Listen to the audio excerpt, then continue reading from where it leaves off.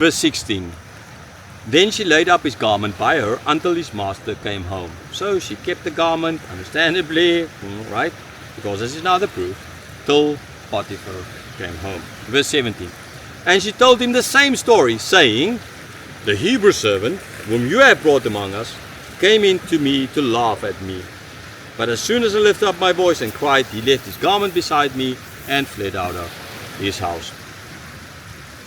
Okay, so she tells now, keeps his garment, tells her husband as well, telling him as well that this Hebrew servant that you brought up to laugh at us. So say, you brought among us, right? So in the story to the fellow slaves and other servants, he said he brought among us a Hebrew to laugh at me.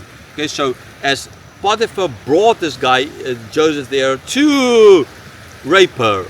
Okay, now in this case he's saying, you brought the Hebrew servant among us, but the Hebrew servant came in to laugh. So she's not saying that you brought the guy to do it to me. She's saying that you brought the guy, so you're guilty, and then he wanted to laugh. So he wanted to rape me. Because you see the difference there. Potiphar is responsible for everything. That Potiphar had this plan from the beginning of Joseph raping his wife. In this case, she's just saying, yes, you are going wrong in bringing this guy, but Joseph is wrong because Joseph tried to rape me.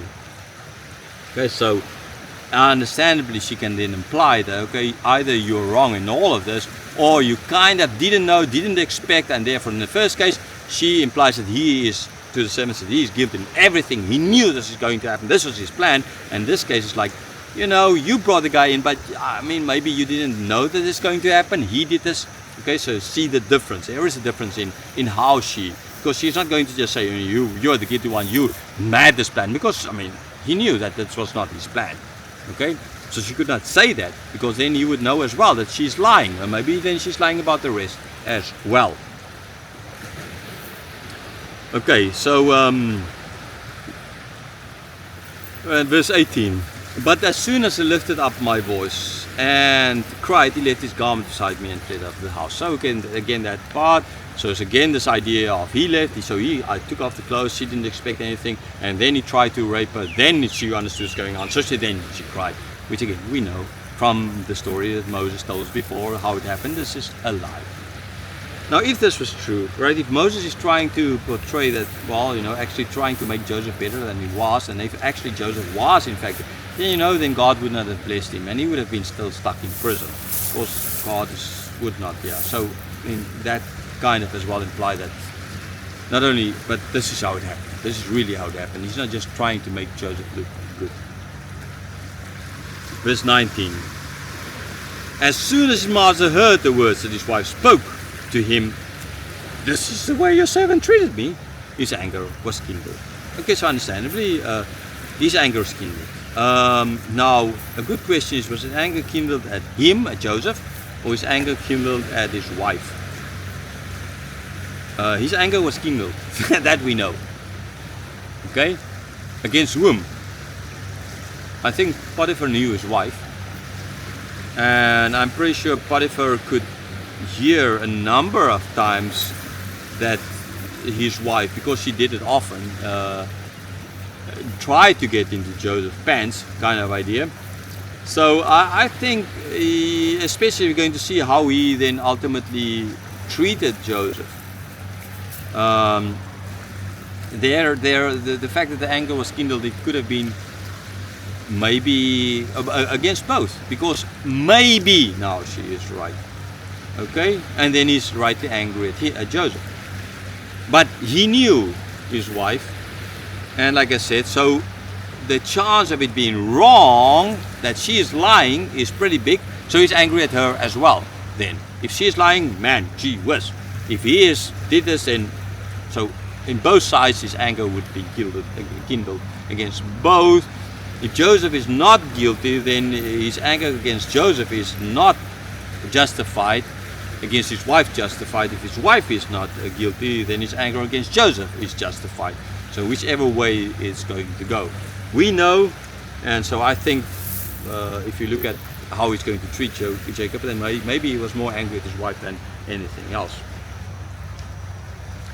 Verse 20, but he said, this is where your servants whose anger was kindled. So it seems to imply she said this, then that. But again, that does not imply, because it can go to both sides. It can really go to both sides in this. We would need more information to know, to be more sure against whom this anger was really kindled.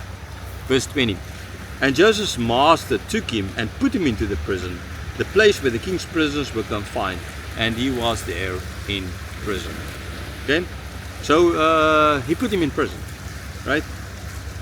Where the prisoners were confined, and he was there in prison. So he did imprison him, but according to law, he ought to have been executed. A normal guy, a non-slave, raping a woman like Potiphar's wife would be persecuted. A slave doing that, I mean, 100% sure he would be executed. But he's not executed. He's put in prison. Okay. So that clearly, she did not get what she wanted. She neither did Joseph sleep with her, nor was Joseph executed. Joseph put in prison. Okay. The same way how the brothers tried to kill him, but he wasn't killed. He was sold into slavery. The same way here, she implied that the brothers want to get rid of him, he ended up in slavery. She wanted to get rid of him, if this, then that. He ended up in prison. Okay, sure, you can say it's worse than slavery, because now there's not a get out. But then from there, he is going to get out. But let's not run the story ahead with the story, right? Okay, let's focus on where we are now. So he's just put in prison. He's not executed. So she would have been, you know, especially I guess after later on, she would have had lots of sleepless nights, maybe thinking that Joseph was going to pay back. He never did. Neither his brother nor her. Okay.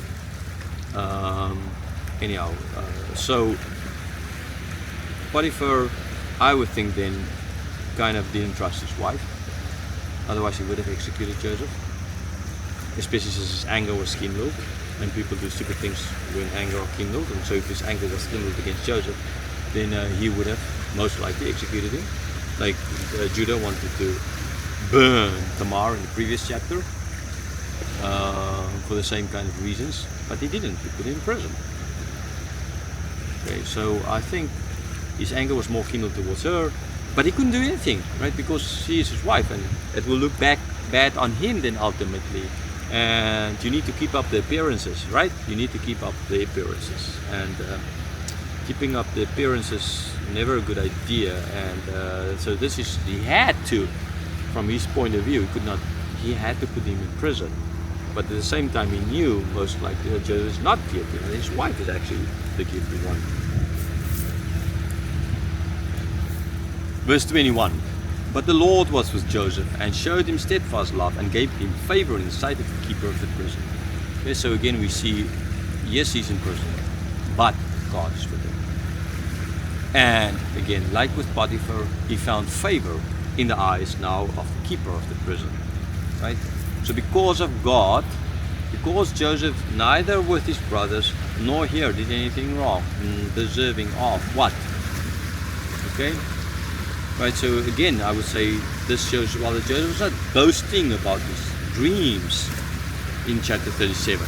So it's like egoistic, because you don't see anywhere this egoism, and everywhere, because of that, not because of something he did wrong, he's put in prison. Right? Not because something that he did wrong was he sold by his brothers to slavery. Moses is making it very clear. Joseph is not the guilty one in either cases.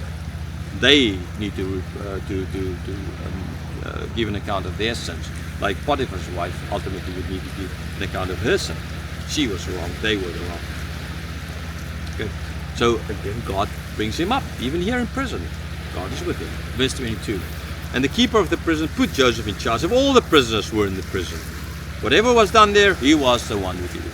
So here, there goes them all. Joseph is now the spokesman for the prisoners. He is the one in charge of all the prisoners. Okay, so fast up to the high level. Instead of being locked up in the cell, being able to do anything, he is now in charge of everyone. He's in prison, yeah, but he's in charge of them all. Why? Because God and the prison keeper could see all this. He could trust him. Maybe as well the prison keeper, maybe Potiphar put in a few words there. Maybe the prison keeper knew Potiphar's wife as well, and more importantly, he could see, of course, why? God is with Joseph. It was clear as day, and he was not. This prison keeper was not going to be a fool, like Potiphar wasn't a fool. Verse 23. The keeper of the prison paid no attention to anything that was in Joseph's charge, because the Lord was with him, and whatever he did, the Lord made it succeed. So the prison keeper, there's no need, he had no worries anymore. He could sit in his office there and play computer games the whole day. Why? Because he trusted Joseph, and he saw that he could trust Joseph with everything. Okay, because God is with him, because God is giving him success. And so, if you have a good thing, use it. The prison keeper was using it. So his life was made a lot easier because of this. Okay. So this is where then this chapter ends. I know some people would rather put the last few verses with Joseph in prison. Okay, kind of like how chapter 37 ended, Joseph being enslaved in the house of Potiphar. Okay, but now, I mean, if it ends here or if it doesn't end here, it doesn't change in a certain sense really the story, because the story there's no break here in the story. The story continues in the next chapter immediately. There, in that case, everything is dark, everything is bad at the end of chapter 37. Then we go over to this break, like a comedy break kind of in between, with Judah and his sons. But in this case, there's not going to be a break after the story. Immediately it goes over to the dreams of the others. Okay, so there's no need for it to end up on a like the suspense note like chapter 37, because we will immediately follow. So there we're left in suspense, right? He's enslaved. Seems all bad. Okay. Here we are not left in suspense, because it's mentioned that everything is going good there in prison. Okay, so if there would have been another chapter about some other brother of Joseph thrown here, we might have had to cut there as well before, just after he being in prison, to leave everything again in suspense.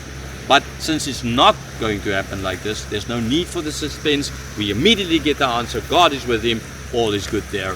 And so the next chapter will continue from them and start with the dreams of the workers of Pharaoh, which ultimately would lead to Joseph being brought into the palace.